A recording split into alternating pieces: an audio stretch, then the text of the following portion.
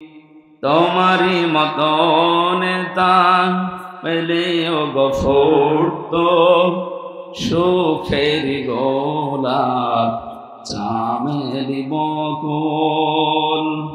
আলহামদুলিল্লাহ।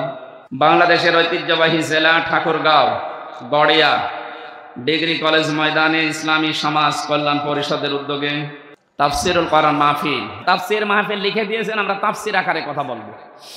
আউযু বিল্লাহি মিনাশ শাইতানির রাজিম।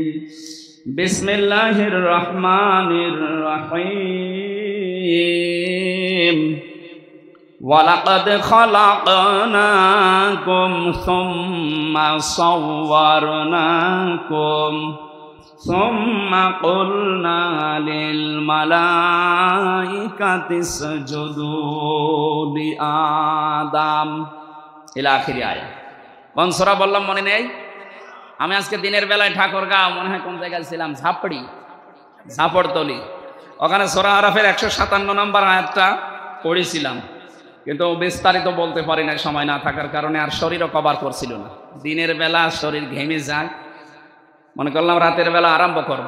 আমরা সূরা আরাফ থেকেই পড়েছি, তবে আজকের আলোচনাটা নতুন আঙ্গিকে আমরা কোরআনে কারীম থেকে সাজিয়েছি, ওইভাবে বলার চেষ্টা চালাচ্ছি। আল্লাহ যেন তৌফিক দেন, আমিন। আরফ, আরব শব্দের শাব্দিক অর্থ পরিচিত। আরব মানে কি? বাংলাদেশে বহু মানুষ এই এলাকায় আছে কিনা জানি না, এরা এই যে মারেফতের কথা বলে না? কিসের মারেফত? এই শব্দটা এসেছে উরফুন থেকে। আরাফা ইয়ারিফু, এই শব্দের বাংলা অর্থ পরিচিত হওয়া, প্রকাশ পাওয়া। আল্লাহ পাক বলেন আলহামদুলিল্লাহিল্লাযী আনসালা আলা আবদিহিল কিতাবা ওয়া লাম ইয়াজআল লাহু ইওয়াজা। সব প্রশংসা আল্লাহর জন্য, যিনি তার বান্দার প্রতি কিতাব দিয়েছেন, এমন কিতাব দিলেন যে কিতাবে কোনো মারেফতের কথা নেই। ইওয়াজা মানে বক্ষতা, গোপন কথা, চুরি করা কোনো কথা কোরআনে আল্লাহ দেয়নি। যা দিয়েছে সব ওপেন কথা। এই জন্য কোরআনের কাছে যারা আসে আর এটা বুঝতে পারে, তারা আর গোপন থাকতে চায় না, তারা ওপেন হতে চায়।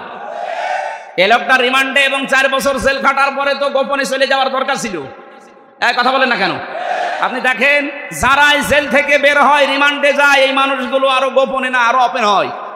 তার মানে কোরআনে কারীম যারা পড়বে বুঝবে, এদেরকে আপনি যত অত্যাচার করেন গোপনে রাখতে পারবেন না। দিন যত যাবে এরা তত ওপেন হবে। আরে 15.5 বছরের দৃশ্য আমরা উল্টা দেখেছি। কত বড় বড় আলেম বলতো হুজুর গোপনে আসি, এটা শয়তান। গোপনে আসি মানে হযরত ওমর যেদিন মুসলমান হয় ওই দিনই বলেছিলেন, হে রাসূল আপনি অনুমতি দেন আমি একটা মিছিল করব প্রকাশ্যে। তিনি মুসলমান হওয়ার পরে ওপেন হয়। আরে দেশে হাজারো মুসলমান বলে গোপনে আসি, দিনকাল ভালো না। দিনকাল ওই সময় ভালো ছিল? ওই সময় আরো খারাপ ছিল। অত খারাপ দিনকালে যদি তারা গোপন না থেকে ওপেন হতে চায়, এখন আমাদের গোপন হওয়া না ওপেন হওয়া? এমন কোরআন থেকে কথা শুনছি যেখানে গোপন কথা। সুতরাং ফকির ফাকরা বিভিন্ন জটালা লোক যে দরবারে বসে বসে কবরস্থানে বসে বলে মারেফতের কথা, ওর মারেফত মানে শুধু মায়ের দেওয়া লাগবে, তাছাড়া কোনো বুদ্ধি নেই। আমার কুষ্টিয়া জেলায় জন্ম নিয়ে আমার ঝামেলা। পৃথিবীর ভেতরে একমাত্র জেলা যেখানে পুলিশ পাহারা দিয়ে গাঁজা খাওয়া। আমি বিশ্বের বহু জায়গায় গেছি, কোন জায়গায় আমি দেখিনি যে পুলিশ পাহারা দিয়ে গাঁজা খাওয়াচ্ছে। অথচ কুষ্টিয়ার মাজারে যে 3-4 দিন ধরে অনুষ্ঠান চলবে, দেখলাম যে পুলিশে পাহারা দিচ্ছে আর ওরা মন মতো গাঁজা খাচ্ছে। এই এলাকার মানুষও যায়, এই ঠাকুরগাঁও, দিনাজপুর, পঞ্চগড়ের মানুষ, বউ ছেলে মেয়ে বেটার বউ সব নিয়ে চলে যাচ্ছে। মনে আছে আল্লাহর ওলি ওখানে আছে। কে বলেছে ওটা আল্লাহর ওলি? লালন কোন ধর্মের লোক ও নিজেও বলতে পারেনি। তার মানে কোন ধর্মের অনুসারী ও নিজেও জানে না, ও আল্লাহর ওলি হয় কি করে? এক কথা বলে না কেন? ওর জন্ম ঠিক আছে কিনা আমি তাও জানি না, যেহেতু বিষয়টা গোপন আমি আর কি বলবো। তো ওখানে যে কাজ কারবার গুলো হয় এটা প্রকাশ্য শিরিক।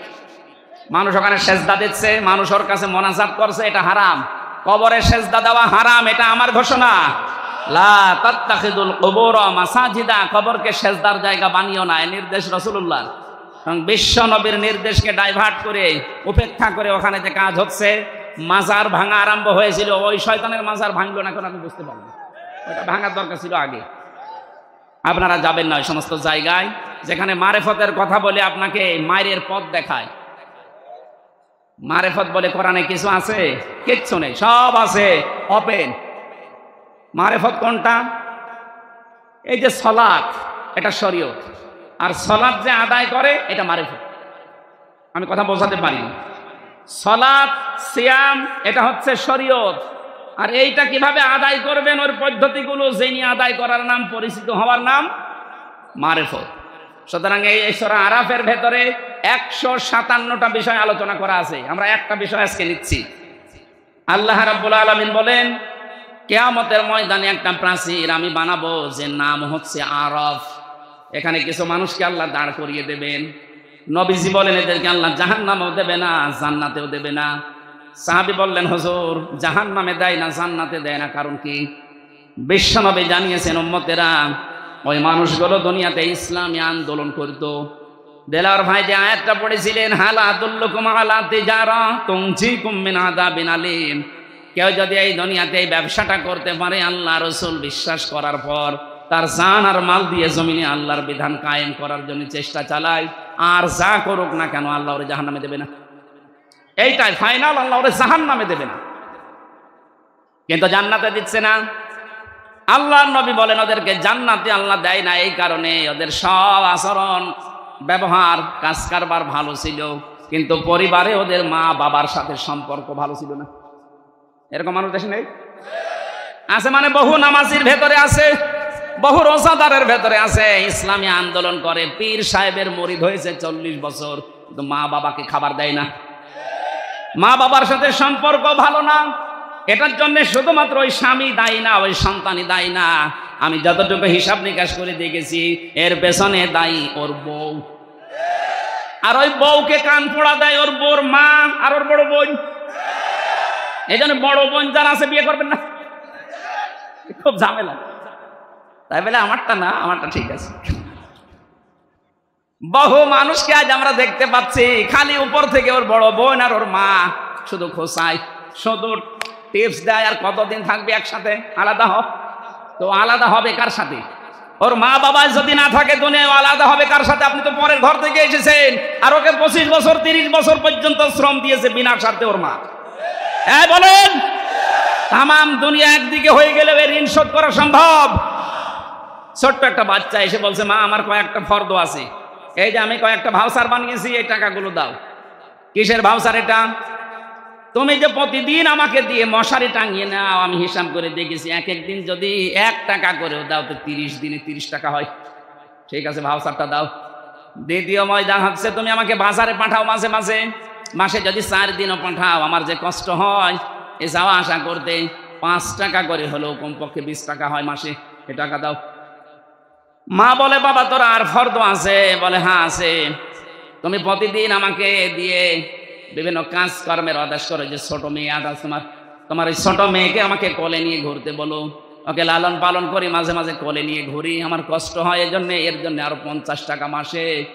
এসব মিলিয়ে আমার এই টাকাগুলো এখন পাও না তোমার কাছে, টাকা আমারে ফেরত দাও। মা বলছে, ভাউচারগুলো এখানে রাখ, আমারও ভাউচার আছে। কিসের? আমার ভাউচার আমি তোকে 10 মাস 10 দিন আমার পেটে বহন করেছি, তরমুজের মতো। তুই তো মাসের হিসাব দিলি, আমার 10 মাস 10 দিনের হিসাব পাই আমি। দ্বিতীয় নম্বর, তোকে আমি ডেলিভারি করাতে গিয়ে 57 ইউনিট কষ্ট সহ্য করেছি। বিজ্ঞান এখন প্রমাণ করছে, এই দুনিয়াতে একটা মানুষের মুখ দেখতে হলে কমপক্ষে 57 ইউনিট কষ্ট সহ্য করা লাগে মাকে, যদি নর্মাল ডেলিভারি হয়। একটা মানুষ, আমরা যারা পুরুষ মানুষ আছি, সর্বোচ্চ 47 ইউনিট কষ্ট সহ্য করতে পারি, এর উপরে গেলে আমরা মারা যাব। কিন্তু মা আমাকে দুনিয়ার মুখ দেখাতে গিয়ে 47 না 57 ইউনিট কষ্ট সহ্য করেছে। শুধু এতটুকু আমি শেষ করিনি, তোকে জন্ম দেওয়ার পরে দুনিয়াতে দুধ পান করানো আমার দায়িত্ব ছিল না, এটা দায়িত্ব ছিল তোর বাবার। এখানে একটা মাসলা আছে, এই যে যারা দুধ পান করায় মায়েরা, এই অধিকার, এই হক, এই দায়িত্ব কিন্তু মায়ের না, এই দায়িত্ব বাবার। অনেকে মনে করছে নতুন হাদিস করে, না হাদিস না, এটা কোরআনের আয়াত। সূরা বাকারা 233 নম্বর আয়াতে আছে, ওয়াল ওয়ালিদাতু ইরদি'না আওলাদাহুন্না হাওলাইনি কামিলাইনি লিমান আরাদাই ইউতিম্মার রাদা। যারা আরবি গ্রামার বোঝে ওদেরকে জিজ্ঞাসা করেন, এখানে ফাসিল মাদ্রাসা আছে না, আলেমদের জিজ্ঞাসা করেন লিমান আরাদা ইউতিম্মার রাদা শব্দটা মুযাক্কার, আল্লাহ মুয়ান্নাস শব্দ দেয়নি, মুযাক্কার পুরুষ বাচক শব্দ দিলেন। এ দায়িত্ব হচ্ছে 2 বছর দুধ খাওয়ানো বাবার। আমরা যারা বাবা আছি আমাদের মেশিন পত্র আছে আছে, খাওয়াবেন কি দিয়ে? সারা জীবন এখানে নিয়ে রাখলো 1 ফোঁটা দুধ দিতে পারবেন? এখন সেটা আমাদের নেই। যেটা আল্লাহ দিয়েছে যাদের, তাদের এই কর্তব্যটা ওরা যদি পালন করতে রাজি না হয়, টাকা পয়সা যদি চাই তাও দেওয়া লাগবে। এটা আমার মনে হয় মাইকে না বলা ভালো ছিল। ও সাতা এখন শুনে দেখা যাচ্ছে আমারটা এই যে 1 মাস আগে হয়েছে, বলবে আমরা 2 লাখ টাকা দাও, না তো তোমার মেয়ে তুমি। মাইকে বলে ভুল করে ফেললাম না তো? সম্মানিত মা বোনেরা যারা এসেছেন, সন্তানকে দুধ পান করিয়ে প্রথম যে দুধটা তার কণ্ঠনালীতে যাবে, একটা মরা মানুষ জীবিত করে দিলে যে সওয়াব হয়, ওই সওয়াব পাবে। প্রতিদিন একটা সন্তান কমপক্ষে 7 থেকে 8 বার দুধ পান করে, বিজ্ঞান প্রমাণ করছে। প্রতিবারে কমপক্ষে 1 পোয়া করে, 8 বার করে হলে প্রতিদিন হয় 2 কেজি, রাত দিন মিলিয়ে 2 বছর দুধ পান করা লাগে একটা সন্তানের। আপনি হিসাব করেন, কমপক্ষে একটা সন্তান মায়ের স্তনের দুধ খায় 36 মণ। কত? 36 মণ। দেলাওয়ার ভাইদের ভাই হচ্ছে 5টা না, বোন কয়টা? 9টা। 36কে 9 দিয়ে গুণ দেন তো। অথচ মায়ের ওজন মাত্র 50 কেজি। কি একটা কুদরতি মেশিন আমাদের মায়ের কাছে আল্লাহ লাগিয়ে দিয়েছে। আমার গ্রামের বাড়ি যেখানে কুষ্টিয়া হালসা, ওই গ্রামে একজনের মেয়ে 12টা, ছেলে 4টা, একটা বউ 16টা। আপনি 9 দিয়ে 36 দিয়ে হিসাব করেন 16 কত মন হয়? আমি একবার হিসাব করেছিলাম 772 মন। এত দুধ আল্লাহ বের করলেন। এটা আপনাকে এমনি এমনি আল্লাহ দেয়নি। মেয়েরা যারা এসেছেন অনেকে মনে করছেন আমার বডি স্ট্রাকচার খারাপ হয়ে যাবে, আমার স্বাস্থ্য খারাপ হবে, এই জন্য এখন আর সন্তানকে দুধ দিতে চান না। স্বামীকে বলে ডানো আনো। ডানো আনো মানে এত কষ্ট করে জন্ম দিলাম, এরপরও ডানো আনো। ডানো বানানো হয় কি দিয়ে দেখেছেন? ওর ভেতরে পশুর খাবার মিশানো আছে, পশুর দুধ মিশানো আছে ওর ভেতরে। এই জন্য মায়ের স্তনের দুধ বাদ দিয়ে যারা সন্তানকে শুধু ডানো খাওয়ান, ও বড় হলে ওর আচরণ দেখবেন পশুর মতো হবে। আমাদেরকে আল্লাহ ওই মেশিন দেয়নি, আপনাদের দিয়েছে এমনি না। কারণ এখানে জমা করে রাখার জন্য না, যত ছেড়ে দেবেন তত শরীর ভালো থাকবে। পৃথিবীর কোন জিনিস দেখবেন এক জায়গায় রাখলেই নষ্ট হয়ে যায়। আপনি পানি এক জায়গায় রাখেন, দেখেন পছন্দ ধরবে। এক কথা বলছেন এখানে, লোহা লক্কড় এক জায়গায় রাখেন, পছন্দ ধরবে। ওটা হয় মরিচা ধরবে, জং ধরবে, শেষ হয়ে যাবে। টাকা পয়সাও এক জায়গায় রাখা ঠিক না, যত ছাড়বেন তত আসবে। এই জন্য নদীর পানি, সাগরের পানি যত ছেড়ে দেবেন তত স্বচ্ছ পানি আসে। ক্ষমতাও এক জায়গায় রাখা ঠিক না, এও নষ্ট হয়ে যায়। 15.5 বছরে নষ্ট হয়ে যায়নি? এটা যদি 5 বছর 10 বছর পরে পরে পাল্টাতো, তাহলে এত জুলুম করার সাহস পেত না। মা বোন যারা এসেছেন, এক জায়গায় রাখবেন না, এটাকে আপনি ছড়াবেন, নয়তো আবার স্তন ক্যান্সারের ঝুঁকি দেখা দেবে। শেষে স্বাস্থ্য ভালো রাখার জন্য কেটে বাদ দেওয়া লাগবে। আমি আর নিচে নামলাম না। মায়ের অনেক মর্যাদা। মা বলছে আমি তোরে 2 বছর দুধ খাওয়াইছি, এইটার ভাউচার 36 মণ দুধ তুই খেয়েছিস, যা টাকা হয় ভাউচার দিয়ে দিলাম, টাকা আমারে ফেরত। এখানে যারাই আছেন আমি সহ, দুনিয়া যদি একদিকে চলে যায়, সব একদিকে, আপনার মা বাবা একদিকে, কোরআন আর হাদিস বলে আপনাকে মা বাবার দিকে থাকা লাগবে, যদি যুক্তি বৈধ হয়।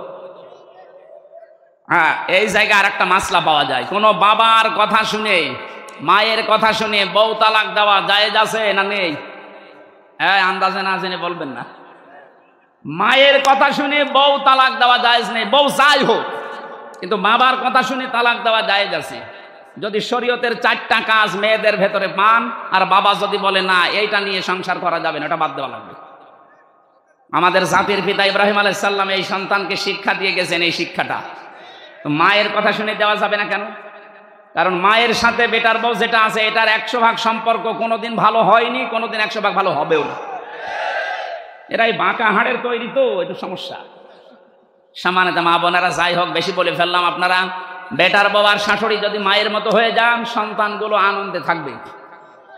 অনেক শাশুড়ি আছে মানুষকে গল্প করেছে, আমার যা জামাই পেয়েছি একবার আল্লাহর ওলি, নরম, আর আমার ওই যে ছেলেটা ওটা একটা জানোয়ার।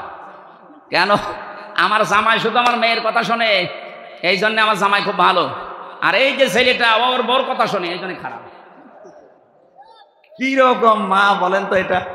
এই জন্য মায়ের কথা মতো বউ তালাক দেওয়া জায়েজ নেই। কিন্তু বাবা যদি বলে 4টা বিষয় আমি দেখতে পাচ্ছি, ফরজ নামাজ এ বেটার বউ পড়ে না, রোজা রাখে না ফরজ রোজা, নিজের শরীরকে হেফাজত করে না পর্দা দিয়ে, স্বামীর জায়েজ যেটা খেদমত আছে ওইটা তোমার করে না, আমরা দেখতে পাই শরীয়তের অনেকগুলো কারণের ভেতরে পাওয়া যায় না, একে বাদ দিয়ে দাও।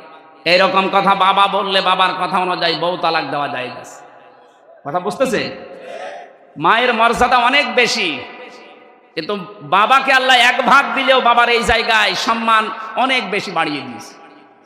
সম্মানিতা মা এবং বোনেরা, আমরা যারা সন্তান আছি, আমি সহ প্রত্যেকে যেন আজকে থেকে আমল করতে পারি। বহু জায়গায় দেখতে পাচ্ছি বৃদ্ধাশ্রম তৈরি হচ্ছে, এটা হারাম।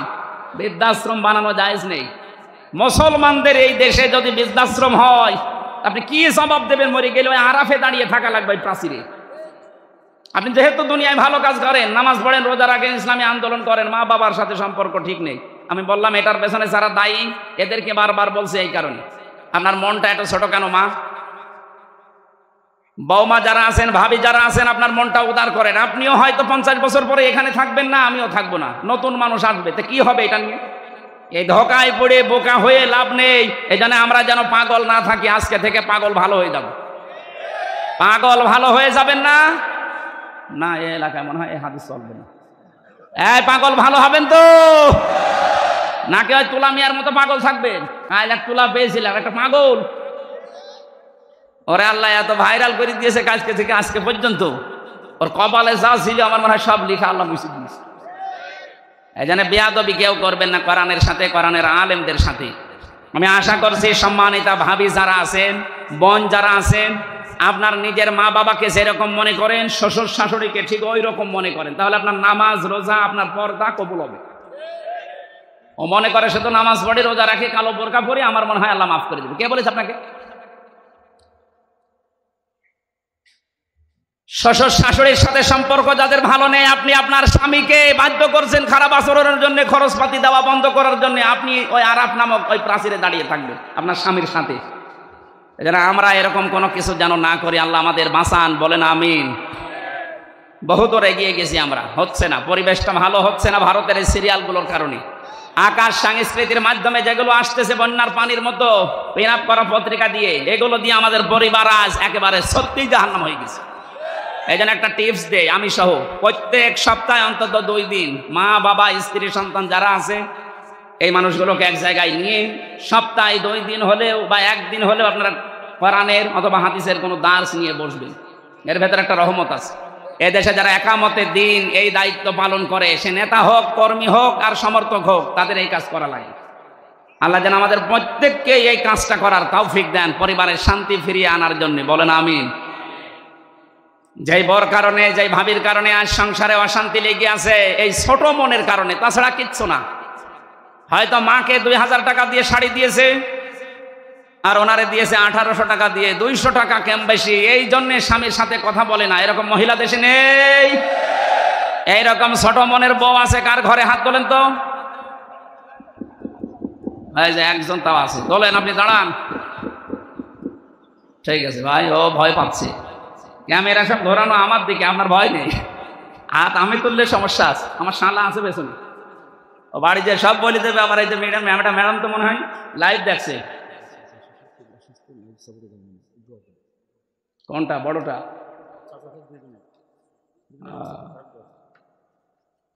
লাইভ সাপোর্টে আছে আমার চাচা শ্বশুর, দোয়া চাচ্ছে। এখন খবর দিলেন, আর আধা ঘন্টা পরে দিতে পারলেন না। দোয়া চাচ্ছি মুসাফির অবস্থা আপনাদের মতো ভালো মানুষের কাছে, ওনার হায়াত যদি থাকে আল্লাহ যেন বাড়িয়ে দেন, আর যদি হায়াত আল্লাহর দরবারে লেখা থাকে নেই, যেন ইমানের সাথে বিদায় নেই। আমার ভাইরা, আমি আরাফ শব্দের যে প্রাচীরের কথা বলছিলাম, এখানে যেন আমরা দাঁড়িয়ে না থাকি। নবীজি হাদিসের শেষে কিন্তু আর বলেন না যে কি হবে। এখন ভাবেন তো, আমাদের জীবনে এ দুনিয়ায় ভালো ভালো কাজ করার পরেও মা বাবার সাথে খারাপ আচরণ করে যদি এই অবস্থা হয়ে যায়, আমাদের মতো কপাল পোড়া কেউ আছে? আল্লাহ আমি সহ যারাই আসলাম, আমাদেরকে এই আরাফ মেনে নেওয়ার তৌফিক দাও, বলেন আমিন। আরম্ভ হচ্ছে আল্লাহর কোরআনে কারীম, ওয়ালাকাদ খালাকনাকুম সুম্মা সাওয়ারনাকুম। আল্লাহ পাক বলেন অবশ্যই আমি তোমাদেরকে বানিয়েছি। বলেন তো আমাদের বানিয়েছেন কে? সুম্মা সাওয়ারনাকুম, অথবা তোমাদের আকৃতি দিয়েছি আমি আল্লাহ। বিজ্ঞানে আয়াত নিয়ে গবেষণা চালিয়েছে, আল্লাহ আমাদেরকে বানিয়েছে। সর্বপ্রথম তিনি ফেরেশতাদেরকে বলেছিলেন মাটি নিয়ে আসো। জিবরাইল, মিকাইল, ইসরাফিল তিনজন এই মাটির কান্না থেকে ফিরে গেছে, এটা ফি জিলালিল কোরআনে পাবেন। শেষে হযরতে আজরাইল এসে এক খামসা মাটি নিয়েছিল, মুফাসসির লিখেছেন মাটি গন্ধন করেছিল।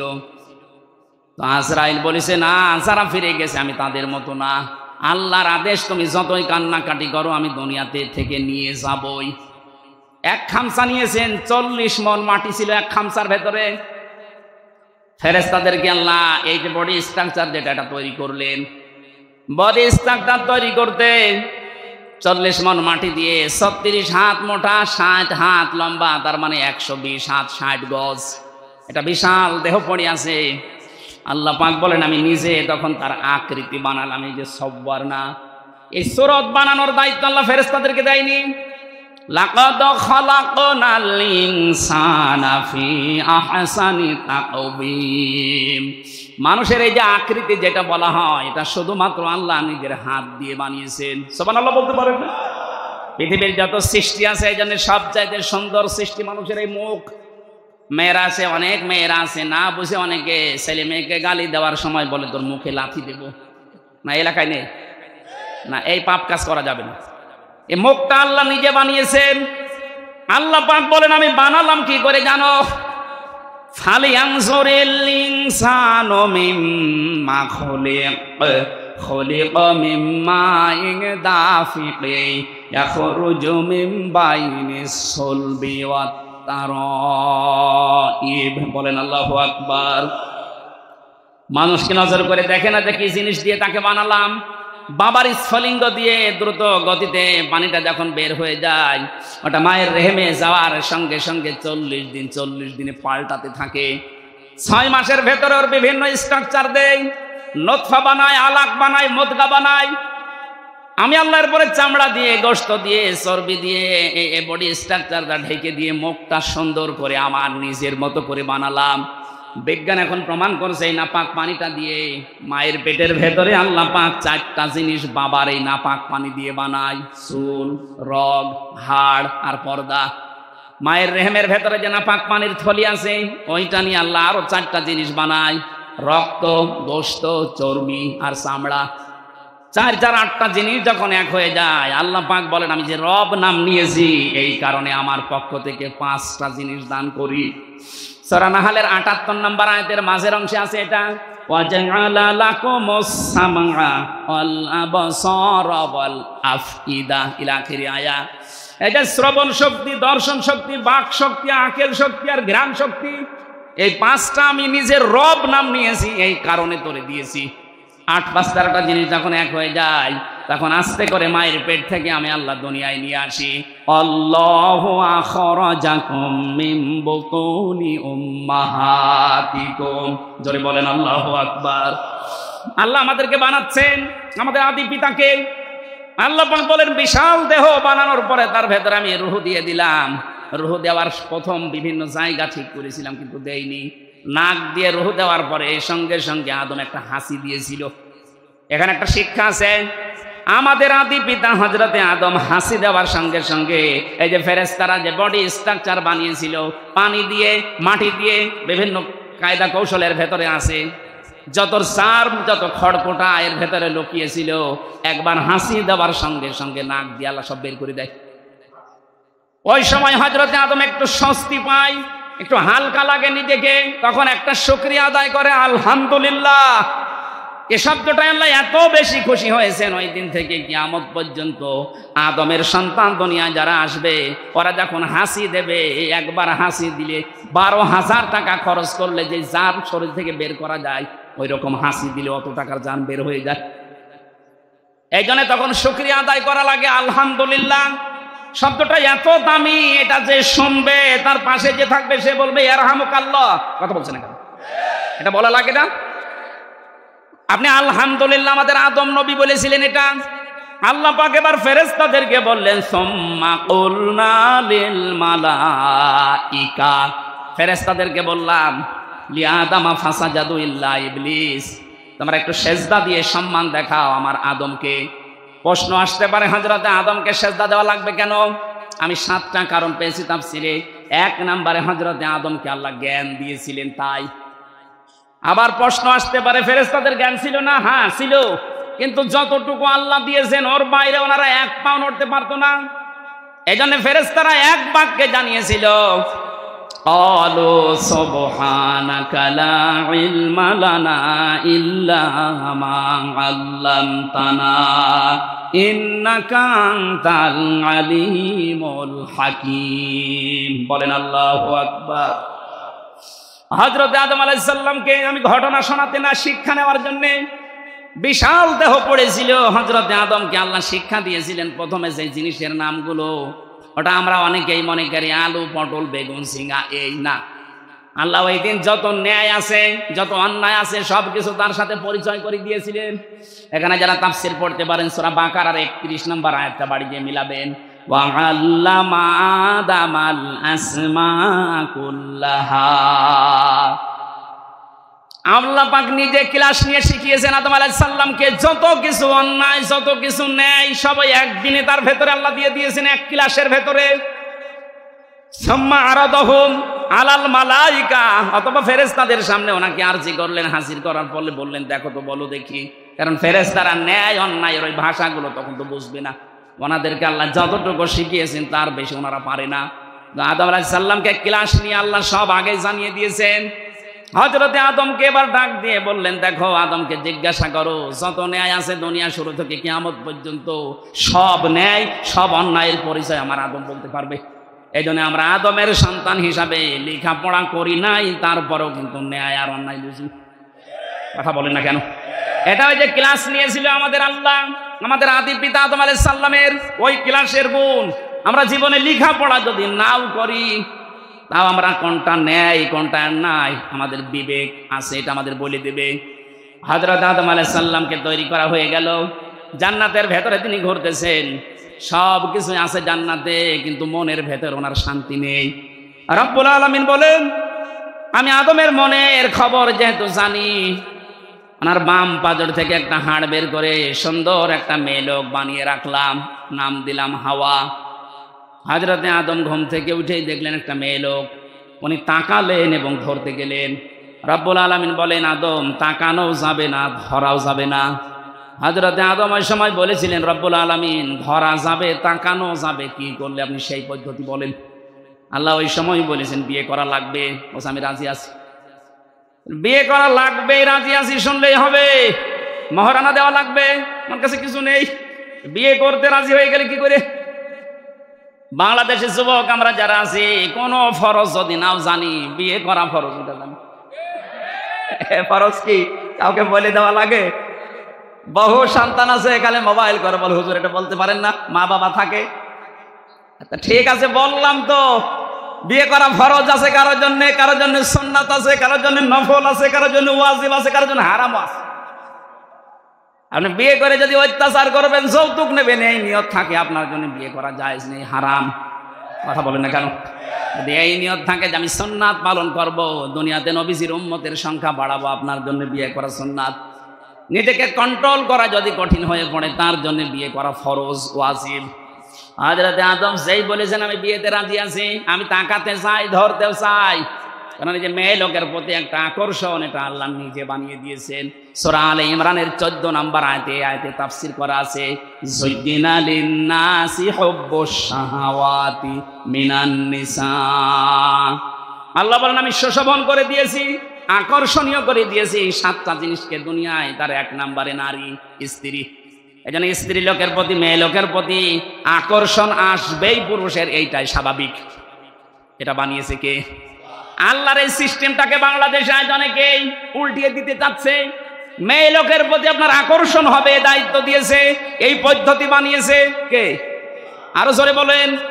এটা যারা পাল্টিয়ে সমকামিতা অর্জন করার মাধ্যমে বাংলাদেশে অনেকে অফিসও নিতে চাচ্ছেন। নাম দিয়েছে মানব অধিকারের অফিস। তাই কিসের মানব অধিকার? সমকামিতার অফিস বানানোর জন্য যারা চেষ্টা আছেন, ৯৬% মুসলমানের এই দেশে এই গনার কাজ আমরা হতে দেব? বলেন, কত রুচি নিচে নামলে পুরুষ মানুষকে বিয়ে করে? বলেন, মানুষ আজ পর্যন্ত কোন পুকুর পুরুষকে বিয়ে করেছে আমি শুনিনি। কথা বলে না কেন? যে সমস্ত মানুষেরা এই সমকামিতার নাম দিয়ে এটা প্রমোটও করছেন, আমার মনে হয় এরা কুকুরের চাইতেও খারাপ। এদের কোনো আত্মীয় স্বজন এদের সাথে করা যাবে না, এগুলো মানুষের তালিকায় আর নেই। হযরতে আদম নবী যখনই রাজি, আল্লাহ পাক বলেন দেন মোহর দাও, কিছু নেই, তাহলে আমার নবী মুহাম্মদুর রাসূলুল্লাহর উপরে 10 বার দরুদ পড়ো, এইটাই দেন মোহর। তিনি পড়লেন, পড়ার পরে জান্নাতের ভেতরে বেশ আরামে আছেন। এখানে আমার কয়েকটা শিক্ষা আছে আয়াতে। রব্বুল আলামিন বলেন জান্নাতে ওরা যখন আরামে ছিল, হযরতে আদম আলাইহিস সালামকে আমি একটা নিষেধ করেছিলাম, সব জায়গায় যাওয়া যাবে কিন্তু ওই গাছটার কাছে যাওয়া যাবে না। যে গাছ মানে আল্লাহর একটা নিষিদ্ধ জায়গা। এটা শুধু জান্নাতের ভেতরে না, এই পৃথিবীতে আল্লাহর বহু নিষিদ্ধ বর্ডার আছে। আমরা যারা আল্লাহকে বিশ্বাস করি ওই বর্ডার পর্যন্ত সেই থেমে যাওয়া লাগবে। এই যে অর্থনীতির বিভাগে যারা পড়েন, অর্থনীতির বিভাগে যারা কাজ করেন, আপনি অর্থনীতি কাজ চালান, ব্যাংকিং ব্যবস্থায় বলেন, সামাজিকভাবে বলেন, ব্যবসায়িকভাবে বলেন, মোশারাকা, মোদারাবা, মোরাবাহা, এর বিভিন্ন নিয়ম নীতিতে ব্যবসা করেন, কিন্তু সাবধান, যখনই সুদের কাছে যাবেন থেমে যাবেন। সুদের কাছে যাওয়ার পরে যদি না থেমে আদম নবীর মতো, হাওয়া আলাইহিস সালামের মতো ওই গন্ধম গাছের ফলও খেয়ে ফেলেন, নিষিদ্ধ, আপনাকে আল্লাহ অভিশপ্ত করে দেবে। কথা বলেন না কেন? এদেশে আমরা অনেক জায়গায় দেখি, এই জেলায় আছে কিনা জানি না, ১,০০০ টাকা ছেড়ে রাখে, মাসের পরে ১০০ টাকা করে বেশি পায়।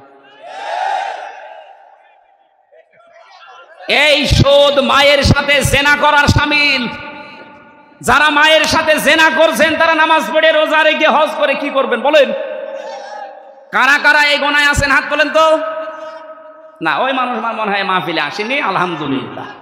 না, ওরা হাত তুলতো না তাহলে? ওরকম ২ নম্বর মানুষ মাহফিলে আসে? ও বলছে না, ঠিক আছে। যদি কেউ এরকম কাছে থেকে থাকেন, ভাই এখানে লজ্জার খাতিরে তুলছেন না, কিয়ামতে কোটি কোটি মানুষ থাকবে, আপনার এখানে লেখা থাকবে সুদখোর। এ মায়ের সাথে জেনা করেছে এরকম লেখা থাকবে, তখন আপনার লজ্জা লাগবে না? কার জন্য কি করে যাচ্ছেন দুনিয়ায়?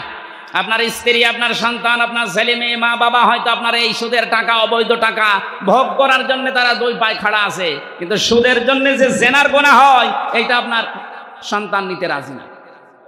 কথা বলেন, আমরা এই ধোকায় যেন পড়ে না থাকি। যতটুকু আছে না খেয়ে মরে যান, আপনি মরার পরে জান্নাত পাবেন। কিন্তু সুদের সাথে জড়িত হয়ে ১,০০০ টাকা দিয়ে রাখেন। আমাদের কুষ্টিয়া এলাকায় আছে ১,০০০-এ ১০০ টাকা বেশি দেয়, এদিকে মনে হয় আরো বেশি, ২৫০ হয়ে গেছে। হযরতে আদম নবীকে আল্লাহ ডাক দিয়ে বললেন এখানে যাওয়া যাবে না। ফাকুলনা ইয়া আদম উসকুন আনতা ওয়া যাওজুকাল জান্নাতা ওয়া কুলা মিনহা রাগাদান হাইথু শি'তুমা ওয়া লা তাকরাবা হাযিহিশ শাজারাতা ফাতাকুনা মিনাজ জালিমিন। এই ওঠাউঠি করছে কারা? এরা খুব জরুরি না এদের? একটু জিজ্ঞাসা করেন। খুব জরুরি হলে ছেড়ে দিন, আর হালকা জরুরি হলে আর আধা ঘন্টা বসিয়ে রাখুন। এই ছেলে, এই যুবক মানুষ চলে যাচ্ছে মানে, হ্যাঁ ১.৫-২ ঘন্টা বসে থাকতে পারো না? বিয়ে দিলেও বউ টেকবে? আমি আর নিচে নামলাম না।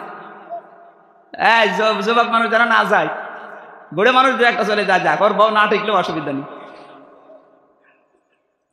আল্লাহ তাকে ডাক দিয়েছিলেন, হে আদম, বিয়ে যখন হয়ে গেছে, বউ নিয়ে এবার তোমার বাড়ি যাও। জান্নাত আমাদের বাবার বাড়ি। কি কথা বলে না কেন? জান্নাত আমাদের। আরো জোরে বলেন, জান্নাত আমাদের, জান্নাত আমাদের। তাহলে আয়াত থেকে শিক্ষা, বিয়ে করার পরে বউ নিয়ে বাবার বাড়ি যাওয়া লাগবে। আর আমরা নিজেরাই ঘর জমা থেকে যাই। এই এলাকায় ঘর জামাই আছে? না না, ঘর জামাই থাকবেন কেন? বউ নিয়ে আর নিজের বাড়ি, বাবার বাড়ি যাওয়া লাগবে, এইটাই কোরআনের নিয়ম। হযরতে আদম নিয়ে গেলেন বাবার বাড়িতে। আল্লাহ পাক বলেন দাঁড়াও, বাড়িতে ঢোকার পরে কয়েকটা কাজ করা লাগবে। বিয়ে করে যারা বাড়িতে নিয়ে আসেন, এই যে কয়েকটা কাজ আছে, রব্বুল আলামিন প্রথমেই দিয়েছেন তাদের কাজ। আংতা অসাউজকাল জান্নাতা ওয়াকুলা। আরবি গ্রামার যারা বসে এটা কিন্তু দ্বিবচন, কুল দেয় কোলা। আল্লাহ বলেন আদম অকুলা, তোমরা দুইজনেই মিনহা রগদান হাইসো সে তোমার, এই জান্নাতের ভেতরে যেখানে তোমার আয়ত্ত আছে যাও, যেখানে যা ইচ্ছা করো, কিন্তু সাবধান খাবার সময় তুমি যতটুকু খাবে, যেই পরিমাণে খাবে, যেই মানের খাবার খাবে, বউকে ওই পরিমাণের ওই মানের খাবার খাওয়ানো লাগবে। অনেকে বলে ইসলাম নারীদেরকে কিছু দেয়নি, আরে দিয়েছে কে? আল্লাহ এখানে আংতা ও কোলা দিতে পারতেন, আগে নিজে মরণের খাওয়া খাও, এরপরে বউকে খাওয়াও না, একবারে কোলা দিয়েছে। আল্লাহ বলে না কোলা মিনহা, ওই জান্নাত থেকে যা পারো নিজে খাবে, যতটুকু পারো খাবে, যেই মানের খাবার খাবে, বউকে ওই মানের খাবার খাওয়াবে।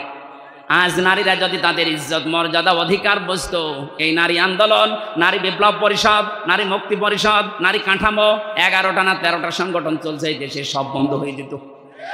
নারীরা একটা অধিকারের জন্য সংগ্রাম করতো, লড়াই করতো, ওরা মিছিল মিটিং করতো যে আমাদের অধিকার যেটা আল্লাহ দিয়েছে অকুলা এইটা দিন।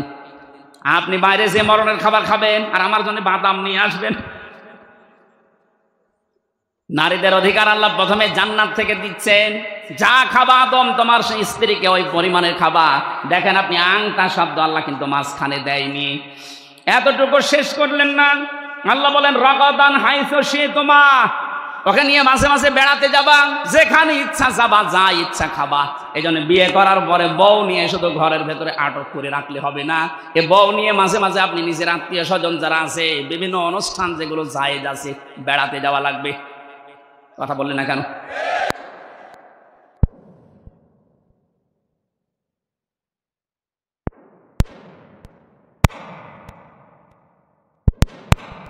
সংকুচিত করে ইসলামের উপর একটা অপবাদ দেয় যে মেয়েরা ইসলাম যদি কায়েম হয় তোমাদেরকে ঘর বন্দি করে ফেলবে। এই জন্য আমিরে জামাত ডাক্তার শফিকুর রহমান ঘোষণা দিয়েছে, ইসলাম যদি দেশে আসে সবচাইতে বেশি নিরাপদে থাকবে মেয়েরা। এদেরকে আজ অনেকে জুজুর ভয় দেখাচ্ছে, দেখো ইসলাম যদি আসে তাহলে এইভাবে বেড়াতে পারবে না। কে বলেছে পারবে না? হ্যাঁ, বেপরদায় আপনি যেতে পারবেন না, কারণ আপনার মন তখন বেপরদায় যেতে মন চাইবে না। এখানে অনেকে বিড়ি খায় না, বাবা খায় না, ডাল খায় না, এগুলো যারা খাচ্ছে বা খাবেন, ইসলাম কায়েম হলে কোনো নিষেধ নেই, আপনি খেতে পারবেন। এই যে মসজিদের ভেতরে যারা যায়, মসজিদে যাওয়ার সময় কি কেউ ডাল খায়, কেউ বিড়ি খায়? কেন? কারণ জায়গাটার পরিবেশ ওইরকম। কথা বলে না কেন? মসজিদের পরিবেশে ডাল খাওয়া, বাবা খাওয়া, বিড়ি খাওয়া, আরো জোরে বলেন, আপনার বিবেকে আপনাকে বাধা দেবে। ইসলাম যদি 56,000 বর্গ মাইলে কায়েম হয়, পুরা এলাকায় হয়ে যাবে জান্নাতের মতো, পুরাটা হয়ে যাবে আল্লাহর ঘর মসজিদের মতো। তখন আপনাকে বেপরদায় চলতে মনে চাইবে না, সবাই বোরকা পরে বের হয়, আমিও যাব। কেউ বাবা খায় না, আমিও খাবো না, কারণ বাবা আপনার খাওয়ার মতো রুচি আসবে না। ওয়ালাকুম ফিহা মা তাশতাহি আনফুসুকুম ওয়ালাকুম ফিহা মা তাদউন। জান্নাত এমন ভাবে আল্লাহ বানিয়েছে, মনের ভেতরে চাওয়ার আগে আপনার সামনে চলে আসবে। ইসলাম যদি সত্যি এদেশে কায়েম হয়ে যায়, এই দেশটাও ঠিক আপনার কাছে আল্লাহ ওইভাবে বানিয়ে দেবে। আপনার বিড়ি খাওয়ার মতো রুচি আপনার এই অন্তরে আল্লাহ রাখবে না, বের করে দেবে। কেন? এটা সূরা আরাফের ভেতরে আছে। আল্লাহ রাব্বুল আলামিন বলেন, ওয়ানাযা'না মা ফি সুদুরিহিম মিন গিল্লিন তাজরি মিন তাহতিহিমুল আনহার। এটা 43 নম্বর আয়াত। যারা জান্নাতে যাবে তাদের অন্তর থেকে আমার আল্লাহ হিংসা, বিদ্বেষ এবং যে অহংকার আছে, গিল্লুন, এগুলো সব আল্লাহ বের করে দেবে। এদেশে ইসলাম কায়েম হয়ে গেলে আমাদের ভেতর আর হিংসা, বিদ্বেষ, বাবা খাওয়ার মতো মন, ডাল খাওয়ার মতো মন থাকবে না, আল্লাহ বের করে দেবে। সুতরাং এইটা কায়েম হওয়া খুব জরুরি। বহু বছর তো দেখলেন, 53 বছর তো দেখতে আছেন, ছাতা কিছুই হয়নি। একটা ইসলামের হাতে দিয়ে দেখেন তো কি দেখা যায়। কথা বলেন না কেন? একটু দেখতে মনে চাই না? মেয়েদেরকে বলছি, আপনাদের এই জুজুর ভয় যারা দেখাচ্ছে, ওরা আপনাদের ভোগ করতে চায়। আল্লাহ কোরআনে নির্দেশ দিচ্ছে, আদম বউ নিয়ে ঘুরবা ফিরবা, হ্যাঁ সাবধান, ওয়ালা তাকরাবা হাযিহি শাজারা, এই গাছের কাছে যাবা না।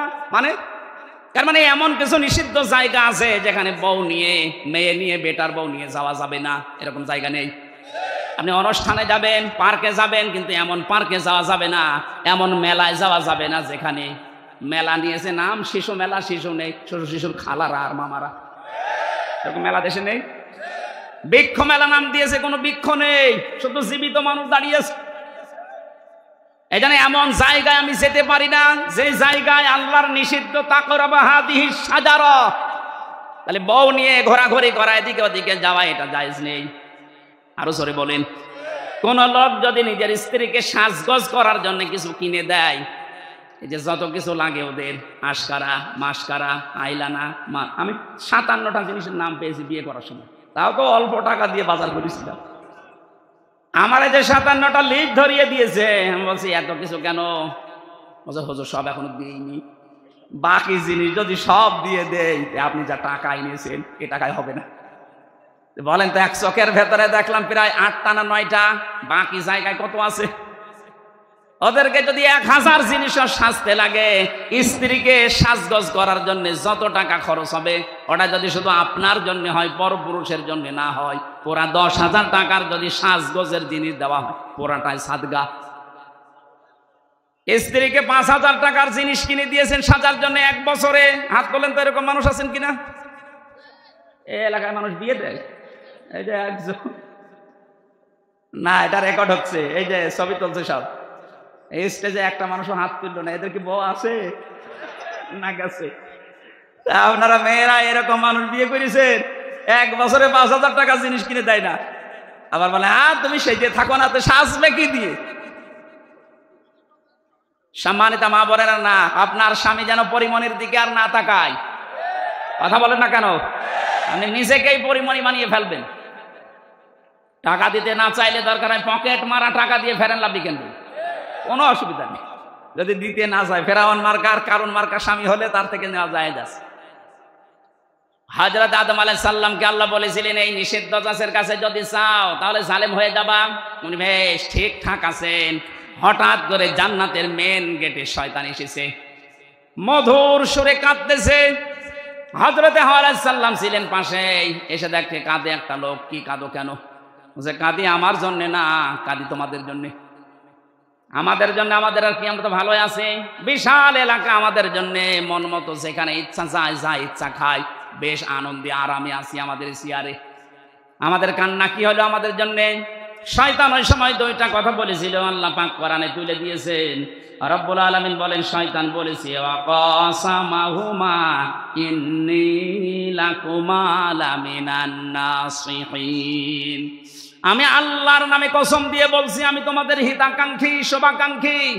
এই দুনিয়াতে যারা মুসলমানদের ঈমান আর আমল ধ্বংস করার জন্য সাহায্যের হাত বাড়ায়, দেখবেন ওদেরও দুর্বিসন্ধি এইটাই। এদেশে বহু এনজিও বাইরের দেশ থেকে আসে শুধু আমাদের ঈমান আর আমল ধ্বংস করার জন্য। 10 টাকার উপকার করলে সুদের মাধ্যমে 20 টাকা চুষে নেয়। এই কথা বলছেন না? শয়তান প্রথমেই কথা বলতে গিয়ে কেঁদে ফেলেছে। কথা বলতে কি প্রথমেই ও কেঁদে ফেলেছে। আল্লাহ পাক বলেন, শয়তান প্রথমেই কথা বলতে গিয়ে কাঁদছিল। হযরতে হাওয়া তার কান্না দেখে গলে গেছে। তিনি ডাক দিয়ে বলেন, আপনি কাঁদবেন না। কাঁদেন কেন? কি হয়েছে? আমাদের জন্য আপনার কাঁদা দরকার নেই, বলেন তো কি? এই জন্য শয়তান মার্কা মানুষ দুনিয়ায় যারা আসবে, আপনি দেখবেন তারা কথা বলার আগেই কেঁদে ফেলে। আমরা তো তাই দেখেছি। আর বাবা মারা যাওয়ার পর থেকে কান্না আরম্ভ, কথা বলতে গেলেই বলে আমার কেউ নেই, কেউ নেই।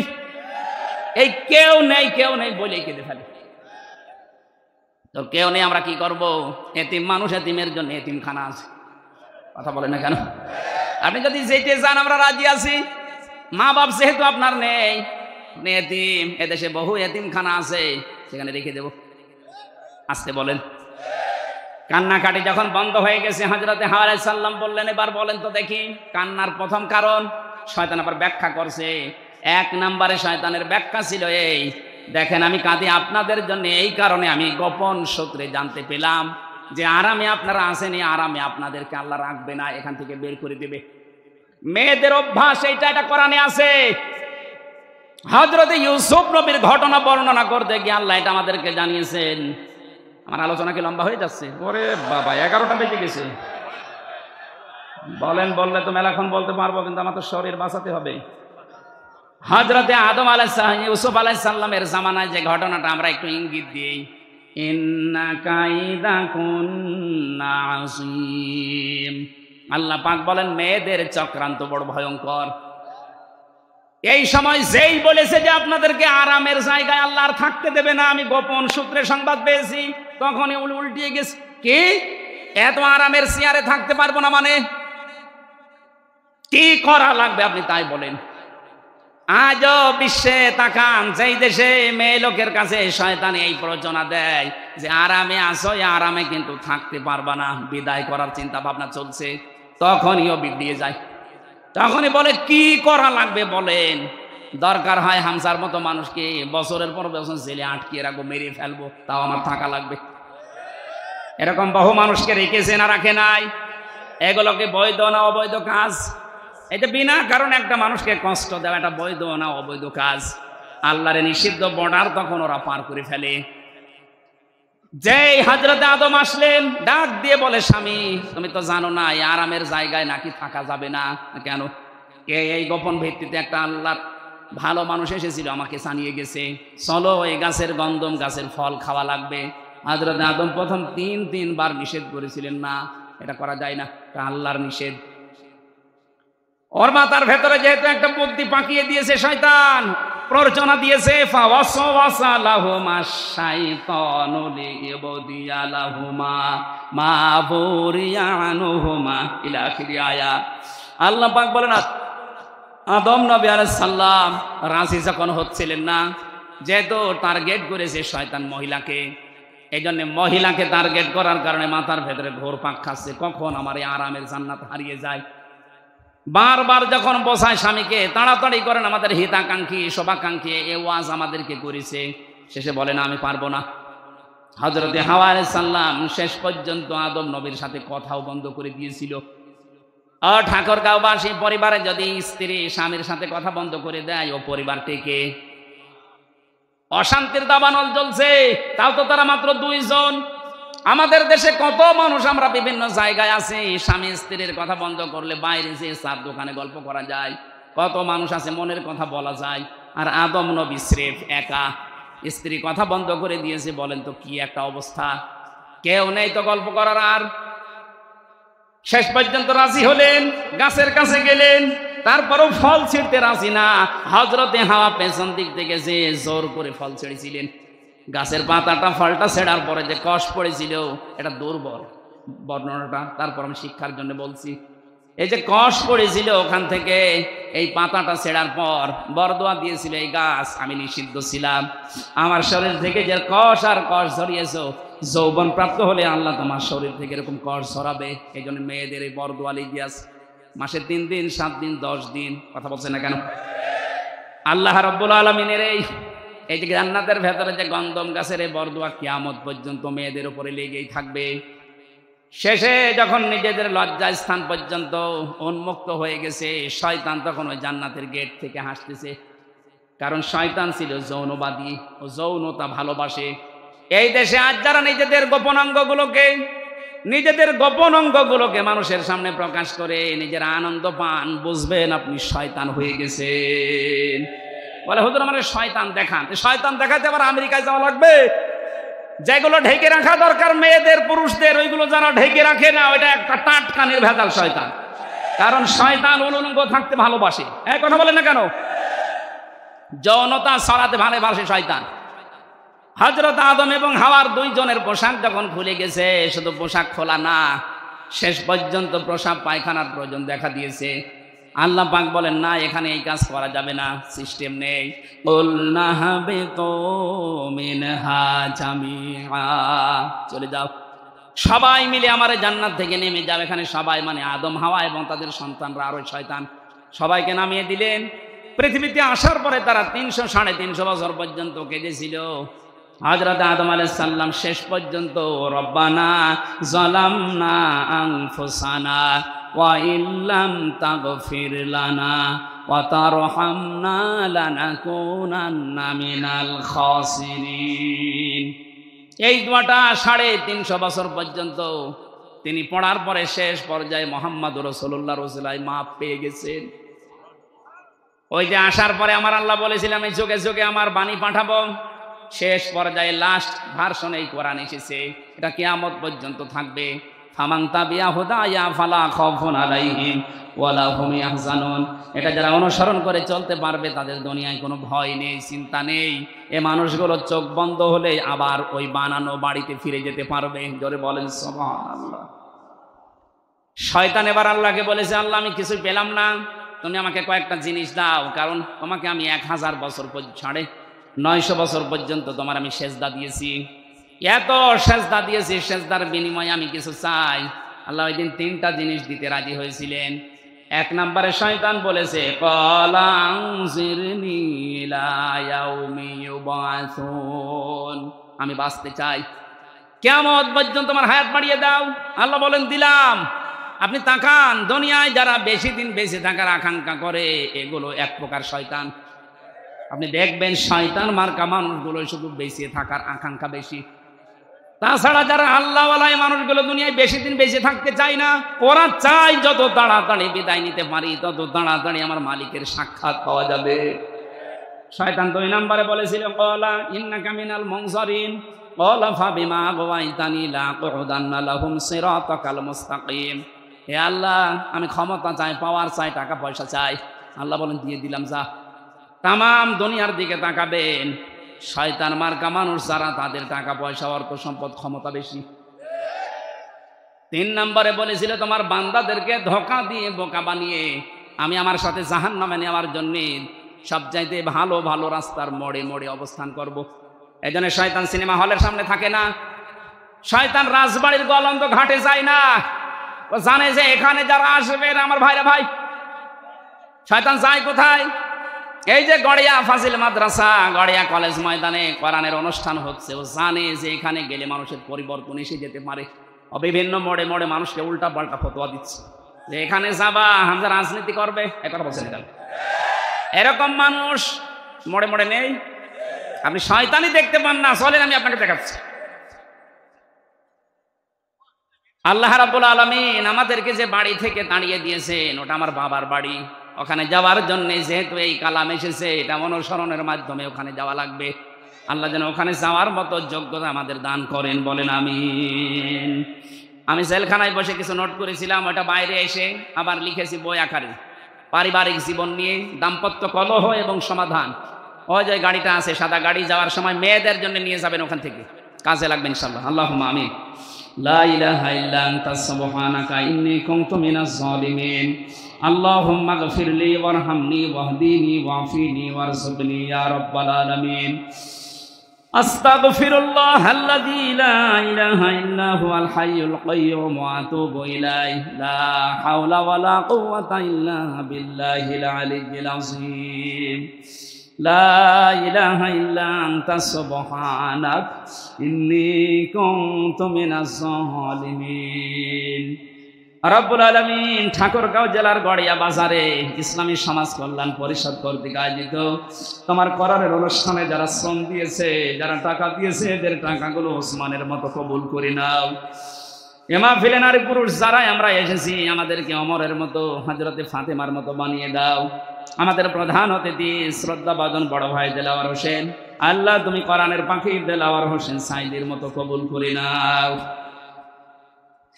এ মাহফিলে যত অতিথি এসেছে আমি নাম জানি না, অনেকের আল্লাহ তোমার কুদরতি খাতায় তাদের নামও লিখে নাও। মাওলানা হোসাইন কথা বলেছি, মাওলানা হারুন, আল্লাহ অনেকের মা বাবা নেই, তাদের বাবাকে কবরে মাফ করে দাও। আমার মা বাবা বেঁচে আছে, তাদেরকে তুমি হায়াতে তাইয়্যিবা সিহাতে কুল্লিয়া দান করো। আমি নিজে অসুস্থ, আল্লাহ কথা বলবো না বলতে অনেক কথা বলে ফেলেছি।